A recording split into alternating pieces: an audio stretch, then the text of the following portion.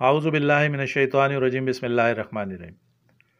گزشتہ 24 گھنٹے سے آفاق احمد صاحب کے ایک ایسے بیان کو لے کر کہ جو پی ایس پی اور بہادر آباد کے مرجر سے پہلے کبھی کسی پروگرام میں دیا گیا تھا کہ یہ سب ایک ہیلو کی مار ہے، اس کو بنیاد بنا کر اکثر یوٹیوبر نے بلنگ و بانگ دعوے شروع کر دیے۔ معروف ٹی وی اینکر اور کرائم رپورٹر فہیم صدیقی کے YouTube channel F I R کو دیے گئے ایک ایسے انٹرویو کو کہ جو ابھی تک آن ایئر نہیں ہوا، اس کے پرومو کو دیکھ کر پوری مہاجر قوم کو ٹرک کی بتی کے پیچھے دوڑانا شروع کر دیا۔ حالانکہ اس حوالے سے الطاف حسین صاحب بڑی وضاحت کے ساتھ یہ بات بار بار دہرا چکے ہیں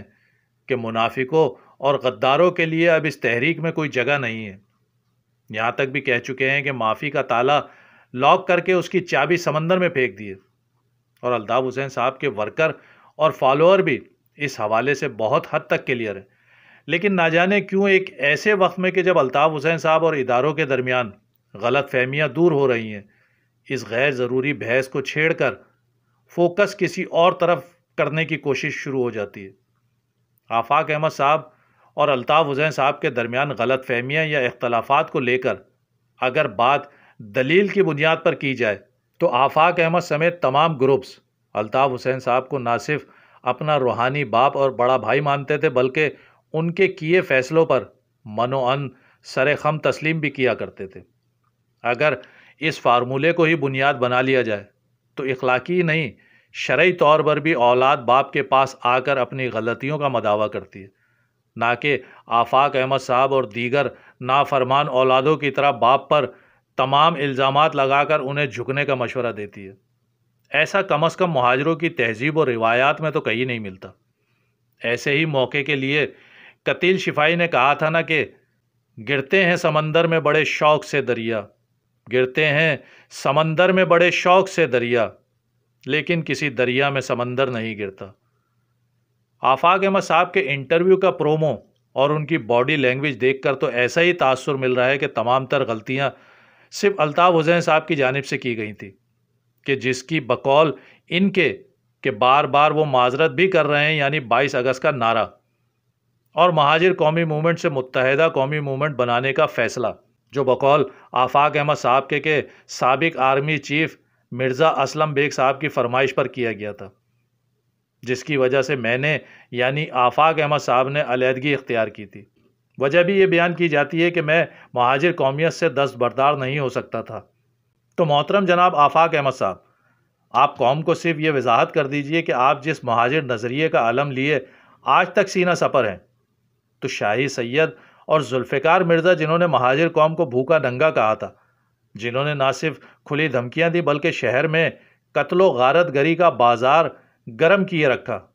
تو وہ تو آپ کے دائیں اور بائیں بیٹھ کر قوم کو للکار رہے تھے۔ آپ نے کتنی بار ان دونوں مہاجر دشمنوں کے بیانات کی اور قتل و غارت گری کی مذمت کی؟ انہیں چھوڑیے، آپ نے تو پی پی آئی جو مہاجروں کے خلاف اس وقت کراچی میں بنائی گئی جب آپ بھی اس تحریک کا حصہ تھے، ان سے ہاتھ ملا لیا۔ آپ تو اس حد تک چلے گئے کہ لال مسجد کے خطیب مولانا عبدالعزیز اور لیاری گینگ وار والوں سے خاموش اتحاد کر لیا، صرف بغض الطاف میں۔ کہاں گئی تھی آپ کی وہ قوم پرستی، وہ مہاجروں سے محبت؟ اور پھر اگر آپ واقعتاً مہاجر قوم کا درد رکھتے ہیں تو کیوں نہیں صرف یہ اعلان ہی کر دیتے کہ مجھ سمیت کوئی بھی پارٹی یا جماعت، چاہے بہادر آباد ہو، پی ایس پی ہو یا مہاجر اتحاد تحریک ہو، ہم اپنے اپنے نظریاتی یا ذاتی اختلافات سے ہٹ کر اس شہر میں مہاجر قوم کے مفادات پر سرکاری سطح پر یا ریاستی سطح پر یا پھر کسی بھی جماعت یا گروہ کی جانب سے نقصان پہنچانے کی کوشش کی جائے گی تو ہم سب اپنے اپنے پلیٹ فارم کو چھوڑ کر مہاجر پلیٹ فارم پر یکجا ہو کر اس مہاجر دشمن پالیسی یا اس مہاجر دشمن گروہ کا مقابلہ کریں گے، اور آج کے بعد ہم مہاجر نظریے پر سمجھوتا نہیں کریں گے، نہ ہی کسی کے اعلی کار بنیں گے، نہ کسی کو اپنے شہر اور اپنی قوم کا سودا کرنے دیں گے، نہ ہی خود ایسی کسی مذموم سازش کا حصہ بنیں گے۔ اگر آج کے بعد آپ سب مل کر یہ تہیہ کر لیں اور اصولی موقف اختیار کر لیں تو کسی کو کسی کے ساتھ ملنے یا اتحاد کرنے کی ضرورت نہیں پڑے گی۔ نہ ہی قوم کو ٹرک کی بتی کے پیچھے بار بار لگایا جائے گا۔ جو سبق آپ کی وجہ سے اس شہر میں بسنے والی دیگر قومیتوں نے حاصل کر کے خود کو متحد و منظم کیا ہے، کاش آپ بھی ماضی کی طرح خود کو پہلے جیسی طاقت بنا کر اپنی قوم کو متحد اور مضبوط کر سکیں۔ یہ شہر اور اس کے اصل وارث اپنی اس بقا کی جنگ لڑ رہے ہیں جو آپ نے لڑنی تھی، لیکن افسوس کہ آپ کو اپنی جنگوں سے فرصت نہیں مل پا رہی۔ 30-40 سال کے اس طویل اور کٹھن سفر میں جتنی تکالیف اور اذیتیں اس شہر اور اس کے باسیوں نے برداشت کی ہیں، یقین جانیے یہ اس قوم کا ظرف اور صبر ہے۔ لہٰذا آفاق احمد صاحب، یہ شہر آپ کی نیت کو تو جج نہیں کر سکتا، لیکن ماضی کی تلخیوں کو بھی فراموش نہیں کیا جا سکتا۔ آپ سمیت تمام ہی وہ لوگ جو اس کٹھن راہ کے مسافر تھے اپنی اپنی عمریں گزار چکے۔ فکر تو اب پیچھے چھوڑ کر جانے والی نسلوں کی ہے کہ جنہیں سوائے سراب کے کچھ نہیں دکھا سکتے۔ ایوب خان نے 55-60 سال پہلے جو دھمکی دی تھی کہ آگے سمندر ہے اور پیچھے کھائی، شاید کراچی کے حالات اور مہاجر قوم کی حالت زار دیکھ کر تو ایسا لگتا ہے